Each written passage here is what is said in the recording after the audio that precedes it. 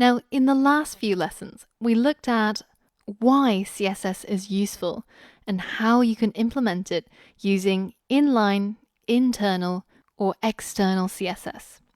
Now, in this lesson, we're going to start to develop a really important skill, and that is debugging your code. Inevitably, as a developer of any sort, web, mobile, backend, you will write code that have logical flaws or that have typos, because we are all human and we make mistakes. And it's really important to learn the skill of diagnosing your bugs. So when something doesn't work the way you expect it to, how can you figure out what is the cause and how do you go about fixing it? And so in this lesson, in the resources, you'll find two text files.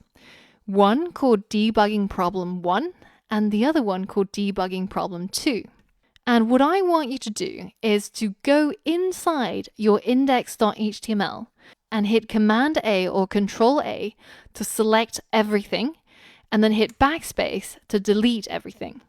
And you're going to go to Debugging Problem 1, and you're going to hit Command A or Control A to select everything, and then you're going to hit Command or Control C, and then you're going to copy all of this code over to your index.html.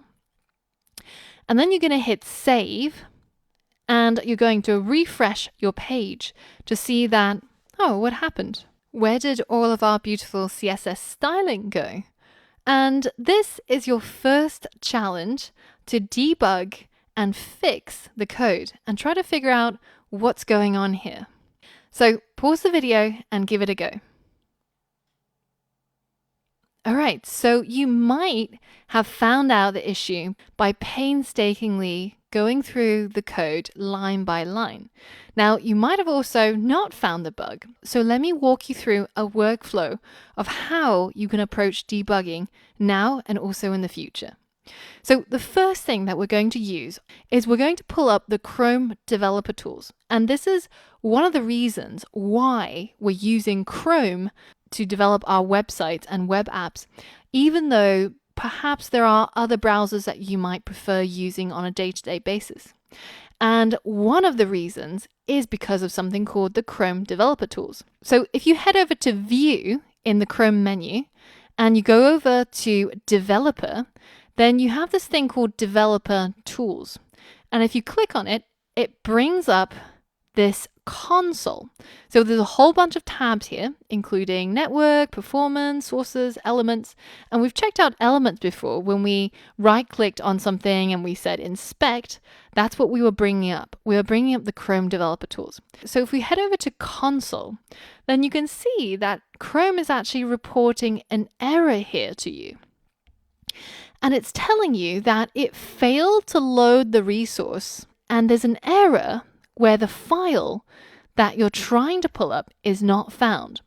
And it tells you what file it's trying to look for.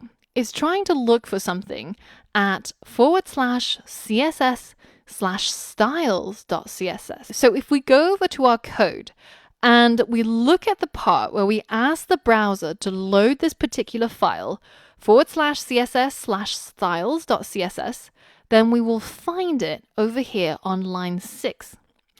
And this shows you the problem that I spoke about earlier, whereby I said that the href, or the URL location of our styles.css, exists in the CSS folder at the same hierarchical level as our index.html.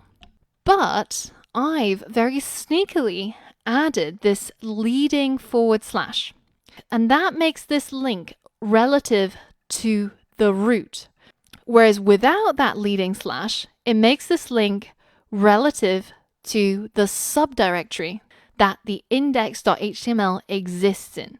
So without the link, we're looking inside HTML personal site for a folder called css/styles.css.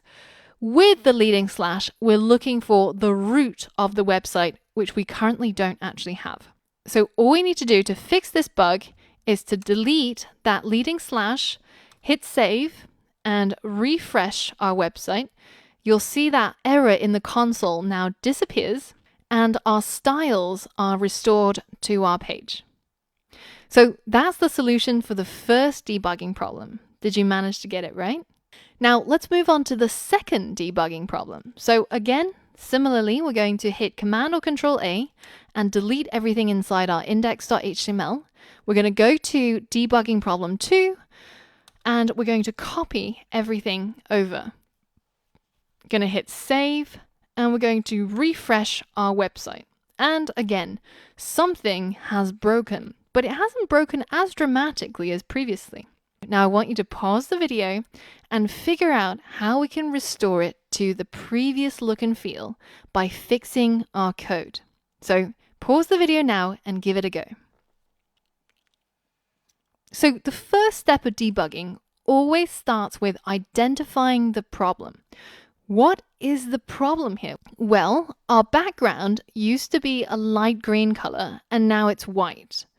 But the other parts of our CSS hasn't broken. So for example, our horizontal rule is still correctly formatted.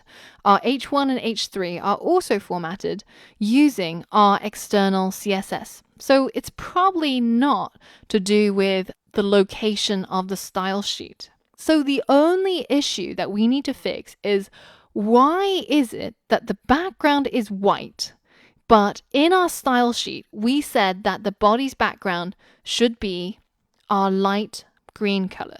Why is that not happening? Well, let's go ahead and pull up our Chrome developer tools again.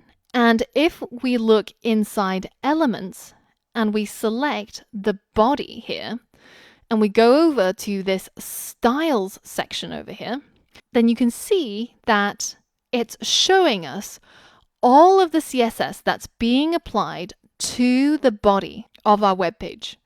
And that includes setting the background color to white, as well as setting the background color to our specified hex code, that light green color, as well as changing the display and the margin. And we're seeing that the color that we desire, which we set inside our style sheet, is being crossed out and overridden by this white color. And if you look carefully inside our new buggy index.html, then the keen-eyed amongst you might have spotted that I set an inline CSS rule inside the body tag to turn the body's background color to white, which explains why our page looks like this. But what it doesn't explain is, why is it that this one is being used, but this one is not? If we specify CSS rules for the same property in different places, which one is more important? Well, we can use the Chrome developer tools to help us answer that question. So I'm going to keep the body's background color in the inline CSS as white. I'm also going to add a style tag here. And inside this style tag, I'm going to change the body's background color to, let's say, red. And I'm going to make this color a little bit more obvious. So let's change this to blue. Hit save and refresh our page, and you'll see that it stays white. But now if we select this line and we select our body element, you can see that this is the elements tab for viewing the elements. Then you can see that there's 3 colors that are being applied to our body, and 2 of them are crossed out. The red color, which comes from index.html on line 10, which is, of course, our internal CSS. And then we've got the white color, which is being applied on the style attribute of the actual body element, as you can see here. And finally, we've got some CSS rule being applied inside our file called styles.css on line 2. So styles.css on line 2 is the rule where we're setting the background color to blue. Now inside Chrome, you can untick that top level background color, and it goes down to the next most important thing. And this is the equivalent of deleting this inline CSS rule from the body tag. And that means that it defaults to the next most important CSS rule, which is the one on our index.html on line 10. That is our internal CSS. And if you untick that one, which is the equivalent of deleting this part here, then and only then does it go to our styles.css, applying the background color to be blue. Now remember that when you're ticking and unticking these things inside Chrome, it affects how the web page gets displayed, but it does not change your code. So if I hit refresh right now, then it goes back to how it will be displayed across all the browsers if this website was live. So the Chrome tool is only for you to mess around with it locally and see what those changes, for example, removing this line here. Do you see how by ticking and unticking that, it just commented out that particular CSS rule? And it shows you what the effects are without affecting the code behind it. So let's go ahead and affect the code, because what we've learned is that by having inline CSS, internal CSS, as well as external CSS, all affecting the same property of the same element, the priority is given to the inline element. So that's what's making our background white. Now, if I delete this CSS rule from here, save and refresh, then it goes to the next most important CSS rule, which is the one inside our internal CSS over here. And if I delete this internal CSS and hit save and refresh, then and only then does it go to the next most important rule, which is our external CSS. So this describes the hierarchy of these 3 different ways of implementing CSS. And what it means is that you can apply a global CSS rule to all of your web pages, but on the individual web pages, you can apply more specific rules through using internal or inline CSS as more or less one-off changes for that specific page or that specific element on that page. So let's restore our website to the way that it was before, and you can mess around with implementing your CSS in those 3 different ways and see how the importance of those rules depend on where you write it.